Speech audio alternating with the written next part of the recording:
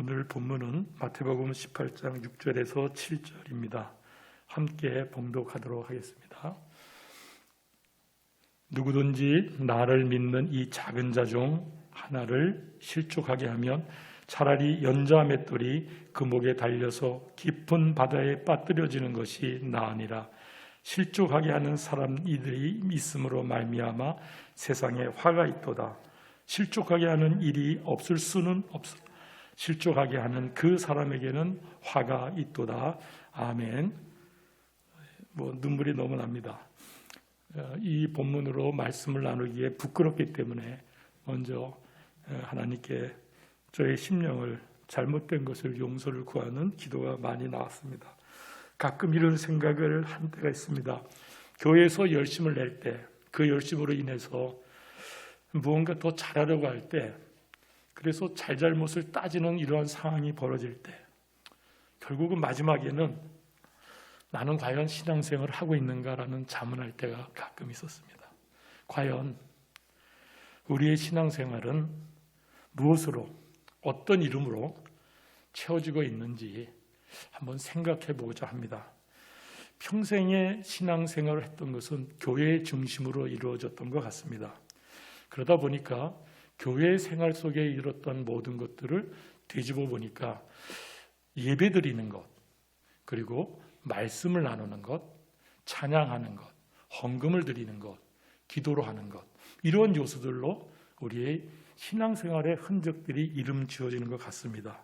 또 어릴 적 기억을 되짚어 보면은 어릴 적에는 여름 성경학교, 수련회, 계절에 따라서 성극을 하거나 또는 이 찬양제에 참여하는 기쁨이 있었던 거나 이런 것들로 하면서 어린 시절 신앙들의 모습들을 봤습니다. 그런데 시간이 가고 나니까 이 교회에서 일정한 지위에 오르게 되면 우리가 봉사에 참여하게 됩니다. 그러다 보니까 여러 모습들이 있습니다. 여러 직분과 신분에 따라서, 그래서 교사로, 재직회로, 또는 운영위원회로, 당회로, 또 교회가 큰 교회는 공교회의 정치적인 것들을 잘 지도하고 리드하기 위해서는 또는 노회나 대회나 총회에 참여하는 것들을 우리가 간접적으로 알 수 있습니다. 그런데 이러한 모습을 우리가 살펴볼 때 다시 한번 질문을 우리가 받게 됩니다. 과연 나는 정말로 신앙생활을 잘하고 있는가? 이러한 질문을 하게 됩니다. 실질적으로 우리가 돌아보면 기초에 대해서는 아주 튼튼한 기초를 쌓아야 되고요. 또 우리가 성벽 살 때는 정교한 성벽을 쌓아야 합니다. 그런데 결국은 끝내 믿음의 온전한 우리의 산성을 잘 지키고 있는지, 나는 만들고 있는지 돌아보지 않으면 안 될 것입니다. 이러한 질문에 대해서 우리가 이것을 점검할 수 있는 기준은 딱 두 가지입니다. 올바른 믿음과 올바른 신앙생활입니다. 지난 9월 달에 목사님을 통해서 우리가 갈라디아서를 4번 말씀으로 훈육받았습니다. 다른 복음은 없나니 그리스도께서 하나님의 뜻을 따라 우리를 건지시려고 우리 죄를 대속하기 위하여 자기 몸을 주셨으니 사람이 의롭게 되는 것은 오직 예수 그리스도를 믿음으로 말미암은 줄 아노라. 이 부분에 대해서 놓치지 않아야 됩니다. 우리가 신앙생활을 잘하고 있는 것을 무엇으로 확인할 수 있겠습니까? 이거 외에는 없지요. 이 기준에 대해서 우리가 올바른 믿음을 갖고 있는가. 두 번째는 약간의 모순과 대립되며 논쟁이 있었던 모습에 하나의 요소가 있습니다. 행함이 없는 믿음은 죽은 믿음이니 말씀을 행하는 자가 되고 듣기만 하여 자신을 속이는 자가 되지 말라. 이 말씀을 믿음의 구원의 조건으로 말하지는 않습니다. 그러나 참 믿음, 올바른 믿음, 구원받은 자의 모습으로서 나타나야 될 것으로 우리가 볼 때는 점검의 기준이 되고 또는 스스로 평가의 기준이 될 수 있는 요소가 될 수 있습니다. 그런데 이러한 두 가지의 기준을 우리가 적용할 때 우리의 본문으로서 한번 확인해 보고자 하는 겁니다. 본문에 대해서 한번 같이 읽도록 하겠습니다. 누구든지 나를 믿는 이 작은 자 중 하나를 실족하게 하면 차라리 연자맷돌이 그 목에 달려서 깊은 바다에 빠뜨려지는 것이 나으리라. 실족하게 하는 일들이 있음으로 말미암아 세상에 화가 있도다. 실족하게 하는 일이 없을 수는 없으나 실족하게 하는 그 사람에게는 화가 있도다. 말씀을 정리하면 여기에서는 누구든지라는 것이 하나가 분명하게 나옵니다. 누구든지 예수님을 믿는 작은 자 하나를 실족하게 하면, 그러고서 결론으로 연자 맷돌에 목매달고 깊은 바다에 죽는 것이 더 낫다라고 이렇게 표현합니다. 본문은 또 본문 이하의 말씀들은 실족이라는 것을 중심으로 해서 실족의 주체, 또 실족의 어떻게 보면 그 결과에 대해서, 그리고 실족이라는 것이 어떤 현장에서 일어나는지에 대해서 분명히 밝혀지고 있습니다. 우리가 실족할 때는 실족을 아마 쉽게 생각할 수 있지만 오늘 본문을 통해서 한번 다시 우리가 확인하고 명확하게 우리가 인식하는 시간이 됐으면 좋겠습니다. 첫째로 실족의 주체입니다. 누구든지입니다. 이것은 잘못된 믿음을 쫓을 때 우리 모두가 해당된다라고 분명히 가르쳐주고 있습니다. 믿는 자라고 1절에는 그때의 제자들이 예수께 나왔다라고 말합니다. 그리고 2절에 예수님이 어린아이를 불러서 그들 가운데 세우셨다고 말합니다. 그리고 3절에 말합니다. 예수께서 진실로 너에게 이르노니, 그리고 4절, 5절, 6절에 누구든지라고 말씀합니다. 믿는 제자들에게 분명하게 말씀하고 계시는 겁니다. 실족할 수 있는 주체는 믿는 우리들임을, 그것을 스스로 경계하고 조심하라고 말씀하십니다. 실족을 하는 것은 잘못된 믿음을 근거로 해서 행동하는 모든 믿는 자들입니다. 그러다 보니까 우리가 한번 성경을 통해서 확인할 수 있는 게 있습니다. 마가복음 10장에는 예수님을 향해 선한 선생님 이렇게 부르면서 달려와 무릎 꿇는 부자 청년이 나옵니다. 예수님도 그에게 사랑하시오라고 표현하시며 응대해 주십니다. 그가 묻습니다. 영생에 대해 묻습니다. 결국 믿음에 대해 묻습니다. 모든 것을 행하였다고 말합니다. 그때 예수님이 말씀하십니다. 내게 있는 것을 다 팔아 가난한 자에게 주라. 부자 청년은 근심하며 돌아갔다라고 나옵니다. 잘못된 믿음의 한 부분을 분명히 보여주고 있습니다. 계명을 다 지켰지만 한 요소가 잘못됐음을 예수님께서는 정확하게 끄집어 주시고 계십니다. 두 번째로 우리가 잘 아는 제자였던 가룟 유다입니다. 가룟 유다는 잘못된 믿음의 표상이라고 말할 수 있습니다. 제자라 불리우는 것은 쉽지 않은 거였죠. 그것도 12명의 제자에 소속된 가룟 유다가 우리는 그 결과를 다 알고 있습니다. 믿는 자 속에 그 누구든지가 있습니다. 바울 역시 마찬가지입니다. 예수님을 영접하기 전에 바울을 우리가 한번 생각해 봅니다. 가말리엘의 문화생이었습니다. 조상들의 율법에 엄한 교훈을 받았습니다. 하나님께 대해 열심히 있는 자라고 되어 있습니다. 그럼에도 불구하고 스데반의 죽음에 대해서 마땅하다고 봤다라는 잘못된 믿음의 근거에 행동하고 있는 사람들은 그 누구든지에 해당됩니다. 또한 우리 바울 사도가 고린도후서 11장에 말합니다. 거짓 사도들에 대해 지적할 때 이렇게 말합니다. 교회를 위해 염려하지도 않고 그리스도의 일꾼이라 자랑하는 정신없는 말을 하는 모습. 우리도 교회를 위해 염려하지도 않으면서 내가 그리스도의 일꾼이다, 자녀다가 말하진 않는지요. 또는 거꾸로 교회를 염려한다 하면서 그리스도의 일꾼이라고 말하는데 정신없는 말의 모습으로 모든 것이 잘못된 믿음에 근거하거나 잘못된 믿음을 추구하고 있지는 않은지요. 이렇게 될 때는 그 누구든지 해당됩니다. 그렇다면 우리는 어떨까요? 우리 역시 우리가 고백하는 신조와 달리 생활하면 똑같이 해당됩니다. 연초에 목사님께서 사도 신경에 대해서 말씀하셨을 때 신조, 여기서는 12신조에 대해서 말씀을 드립니다. 이번에 목사고시를 보면서 신조라는 과목이 있습니다. 이 신조, 12신조라고 하는데 이 신조는 1890년대 인도 장로교로부터 우리한테 전해졌습니다. 우리나라의 첫 노예가 동노예라는데 동노예에서 1907년에 12개의 신앙 고백물을 제정합니다. 그 중에 11번째가 신자의 본분입니다. 파란 글씨로 되어 있는 것을 한번 같이 읽겠습니다. 모든 신자는 입교하여 서로 교제하며 그리스도의 성례와 그 밖의 법례를 지키며 주의 법을 복종하며 항상 기도하며 주의를 거룩하게 지키며 주를 경배하기 위해 함께 모여 주의 말씀으로 강도함을 자세히 들으며 하나님께서 저희로 하여금 풍성하게 하심을 쫓아 헌금하며, 우리 앞에 우리의 신앙생활 또는 교회 중심으로 모습됐던 이름됐던 모습들이 그대로 있죠. 보여지고 눈에 느껴지는 행동되는 모습들이죠. 그런데 그렇지 않은 또 하나의 고백들이 있습니다. 빨간 색으로 되어 있는 글씨를 한번 같이 읽겠습니다. 그리스도의 마음과 같은 심사를 서로 표현하며 또한 일반 인류에게도 그와 같이 할 것이요, 그리스도의 나라가 확장되기 위해 힘쓰며 주께서 영광 가운데서 나타나심을 바라고 기다리는 것이다. 이것은 우리의 믿음의 심중에 온전히 행하지 않고 있다면 그 누구든지에 해당되는 실족하게 하는 행동이 있을 수 있습니다. 이건 잘 모릅니다. 서로 모를 수 있습니다. 물론 이거는 이 고백을 내가 하고 있다지만 하나님과 1대1로 성령 하나님과 본인이 강구하고 매달리지 않으면 해내기가 참 어려운 일들이죠. 위에 파란 것들은 우리가 주일 성수도 하고 헌금도 드리고 우리의 모든 봉사나 교회 생활의 모든 것을 충실할 때는 그래도 그런가 보다 할 수 있는 거지만, 빨간 쪽에 있는 부분은 알 길이 없습니다. 그러나 이 신조에 내가 올바로 섰는가 본인이 자문하며 점검하며 검증하는 시간을 갖는 것도 중요하다고 봅니다.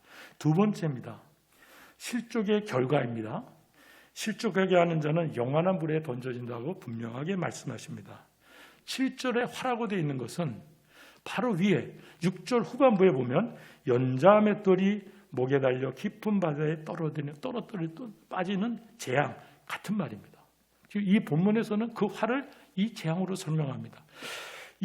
어떻게 이렇게 될까라고 할 때 14절로 가면 14절에 분명히 말씀합니다. 잃어버린 한 마리의 양에 대한 구원에 대한 얘기입니다. 그래서 본문은 이렇게 말합니다. 14절에 이와 같이 이 작은 자 중에 하나라도 잃는 것은 하늘에 계신 너희 아버지 뜻이 아니기 때문에, 그래서 연자맷돌로 죽는 것이 더 낫다라고 말하는 겁니다. 연자맷돌은 우리가 성화 영화를 보면은 당나귀나 이런 말들이 큰 돌을 이렇게 돌리면서 그 안에 곡식을 넣고 찢는 겁니다. 조그만 맷돌보다 더 큰 걸 상상하면 됩니다. 작은 맷돌에 우리 몸을 싣고 우리가 만약에 한강물에 들어가도 헤엄치지 못할 겁니다. 그런데 이렇게 얘기하는 의미가 뭘까요? 그 의미는 다시 소생될 수 없는 완전한 죽음에 대한 얘기를 얘기할 수 있는 겁니다. 그래서 3절에 이렇게 말합니다. 천국에 들어가지 못하는 문제랑 직결되는 얘기입니다. 실족의 문제가 지금 천국에 들어가는 문제랑 직결되고 있습니다. 또 8절 9절에는 이 부분에 대해서 영원한 불, 지옥의 불에 대한 다시 한번 설명을 합니다. 그래서 이렇게 실족하느니 차라리 내 손과 발이 범죄하게 하거든 내 손과 발을 잘라버려라. 장애인이나 또는 다리가 저는 자로 영성에 들어가라.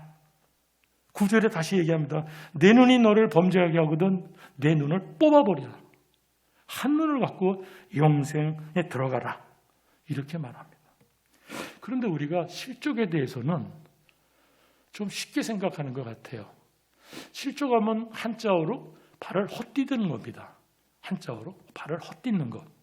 그러니까 상상하면 내가 발을 헛디디면, 오른발이 헛디디면 왼발로 다시 일어나면 되겠지. 띠뚱하면서. 그런 동작에 대한 연상을 하다 보니까 실족을 너무 우리가 쉽게 생각하고 있지 않나 모르겠습니다. 한번 세 번째 마지막으로 이 문제에 대해서 한번 우리가 묵상하도록 하겠습니다. 실족의 현장이 과연 어디에 있는가 그렇다면, 눈에 보이는, 아까 그 눈에 보이는 예배를 드리고 헌금을 드리고 기도를 하고 많은 봉사를 하고 충성된 자로 열정을 다 보이는 눈에 보이는 곳에 언행 심사에 실족의 현장이 있다라는 것을 우리에게 얘기해 주고 있습니다.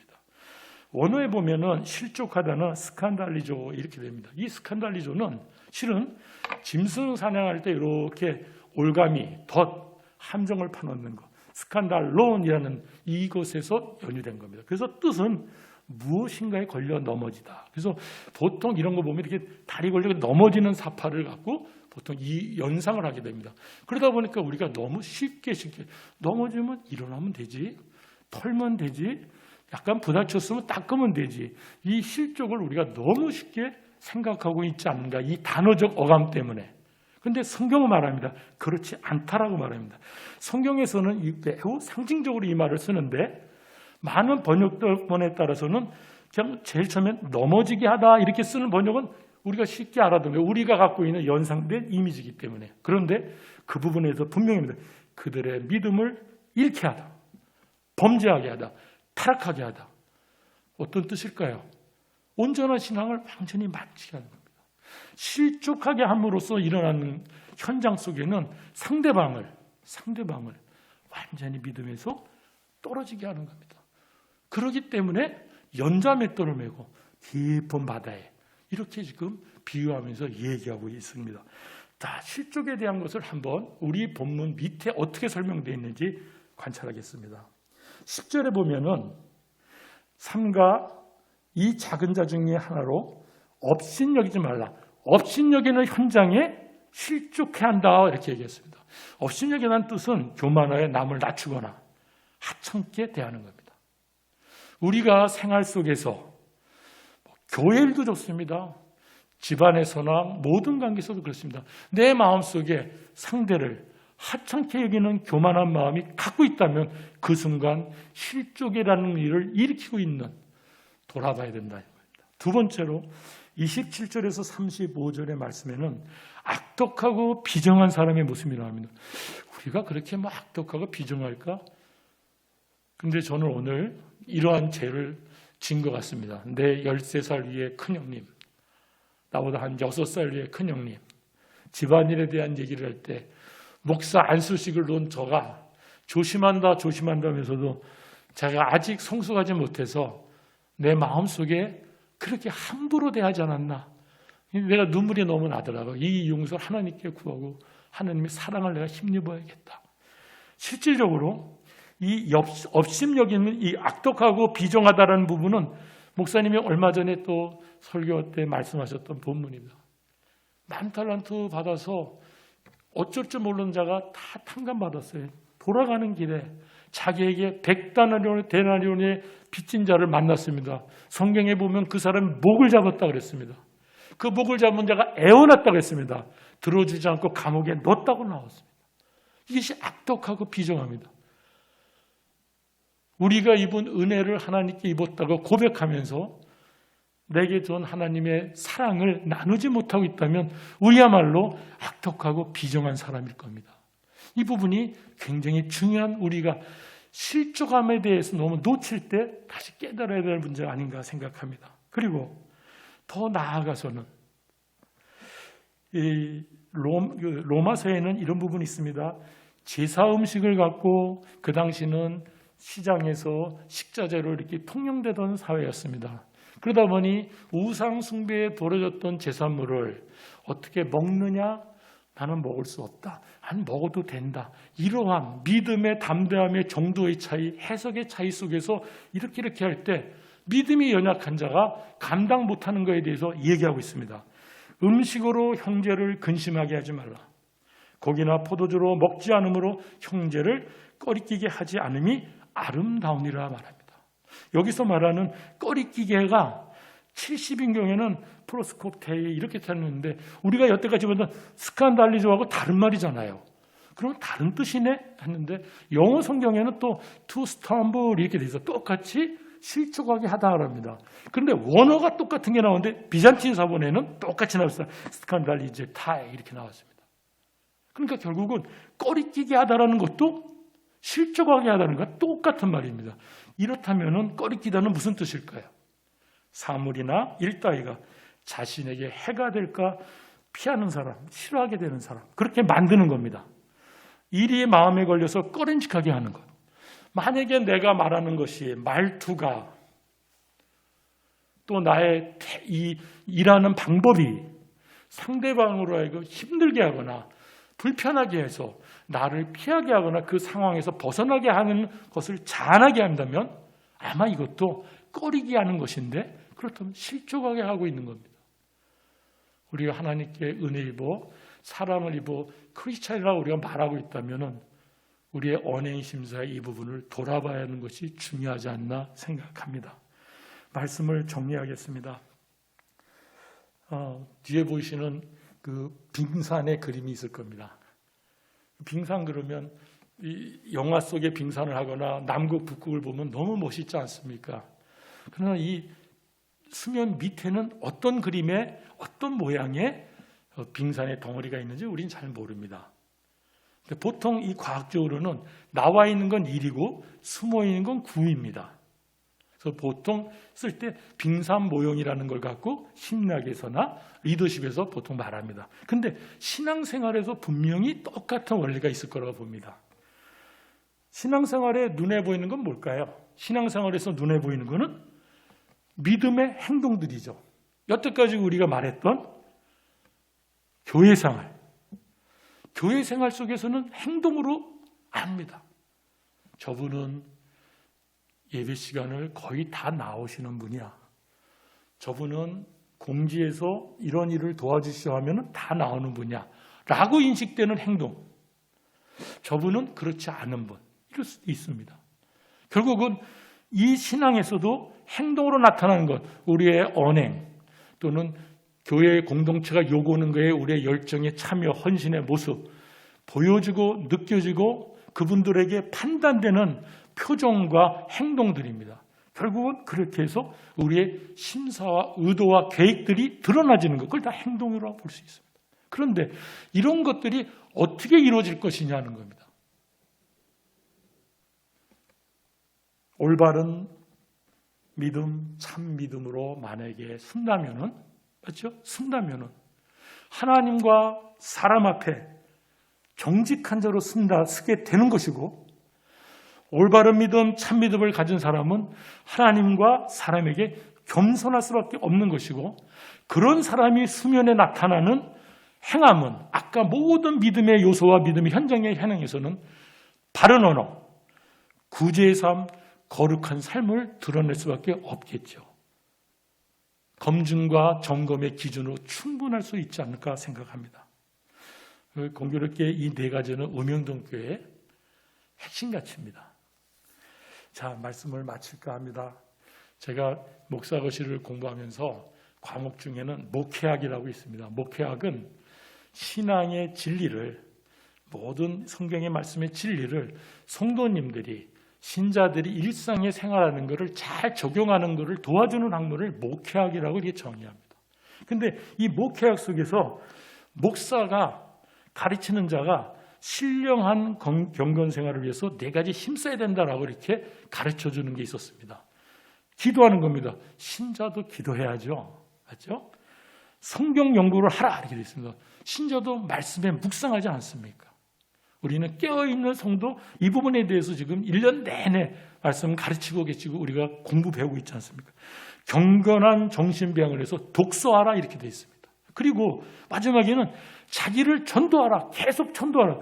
실은 이 말이 제가 뭐야 이게 이렇게 봤어요. 로마서 2장 21절입니다. 제가 읽겠습니다. 그러면 다른 사람을 가르치는 내가 내 자신을 가르치지 아니하느냐. 그러면서 뒤에 쭉 율법 뭐하지 마라, 뭐하지 마라, 뭐하지 마라, 뭐하지 마라 쭉. 다른 말로 뭘까요? 온전한 믿음에 힘쓰라며, 신령함에 힘쓰라며. 가르치는 목사가 그래야 된다고. 그런데 내용은 우리 역시 똑같합니다. 그래서 결국은 목사가 포함된 우리 신자 모두, 그래서 모든 신자는 아까 말씀드린 대로 12신조의 11번째 신자의 본문의 내용을 한번 우리가 실족의 근거에서 벗어나지 않기 위해서 한번 상고해 볼 필요가 있지 않나 생각합니다. 서로 교제하며, 우리가 믿음의 공동체 생활을 하는데 교제가 없다, 서로의 교제가 없다, 점검해야 됩니다. 이것이 편하다? 난 이것이 괜찮아. 그래야만 내 믿음이 돼. 나는 이런 내 성격상, 내 스타일상 안 맞아. 할 때는 이 기준에서, 우리가 고백한 이 신조에서 한번 우리를 돌이켜봐야 됩니다. 주를 경배하기 위해 함께 모여 주의 말씀으로 강담을 여기 자세히 들으라 그랬습니다. 대강 들으면 안 됩니다. 졸면서 들어도 안 됩니다. 이게 의미가 있는 말입니다.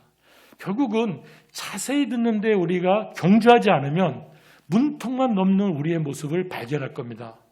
그래서 내가 자세히 듣고 있지 않다면은, 그렇다면 실족의 심정에 내가 좀 들어가고 있지 않나 돌아봐야 됩니다. 그리스도의 마음과 같은 심사를 서로 표현해라. 이것이 실은 맨 앞에 제가 얘기했던 그리스도의 심사를 서로 표현하는 부분입니다. 우리가 그것에 대해서 매우 힘들 때가 있습니다. 뭔가를 열심히 교회에서 잘한다는 열심을 내는 순간에 더 잘하려고 하다 보니까 시시비를 따지는 그러한 순간까지 가다 보면은 나도 모르게 판단하며 결국 그리스도의 심사를 드러내지 못할 때가 있습니다. 우리도 모르게 굉장히 확신범이 되어서 남에 대해서 손가락질하고 판단하고 싫어함을 과감히 얘기할 때가 있습니다. 이것이 신조처럼. 그런데 그리스도의 마음과 같은 심사라는 것에서 돌아봐야 된다. 예수 그리스도의 사랑에 대해서 우리가 한번 돌아봐야 될 겁니다. 그리고 일반 인류에게도, 교회밖에 믿지 않은 자에게도, 안 믿는 가족들에게도, 친구들에게도 그리스도의 심사를 드러내는 부분에 우리가 소홀히 하고 있다면, 그냥 내버 손을 놓고 있다면 다시 한번 실족의 문제에서 우리가 돌아봐야 합니다. 그래서 그리스도의 나라가 확장되기 위하여 힘쓰고 주께서 영광 가운데 나타나심을 바라고 기다리는 것이 우리의 할 일이라 됐습니다. 좀 어렵나요? 힘들까요? 그렇지 않습니다. 두려워하거나 힘들어하지 마십시오. 너희 안에 착한 일을 시작한 이가 그리스도 예수의 날까지 이루신 줄을 우리가 확신하노라. 말씀에 근거하며 힘을 얻기 바랍니다. 함께 나아가기를 정말 권유합니다.